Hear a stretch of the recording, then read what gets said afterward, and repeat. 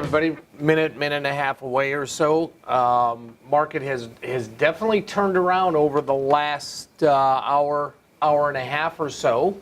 Some of that may be due to Boeing. Boeing was down pre-market. Was down a lot overnight last night. It's now up, so that would impact Dow futures, but even the S&P futures have turned around coming into the opening here. So we'll see what's going on across the board. We will be first kind of dissecting and digesting and reviewing all of our current exits. Boeing, VIX. We'll see what's going on with both. Oh, now I know why. How about that? It'd be nice if I had my microphone on, right? How about that, Eric? Thank you for letting me know that.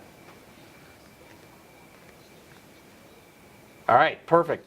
Daryl, not sure if you heard me earlier, but Daryl, welcome. Welcome, welcome, welcome. Hopefully you can hear me.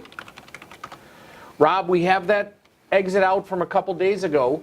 Remember, it was 15 cents or discretion. That hasn't changed. It's not going to trade 15 cents right now. But that was 15 cents or discretion. I did see some exits the other day at 13 and 14 cents. Okay,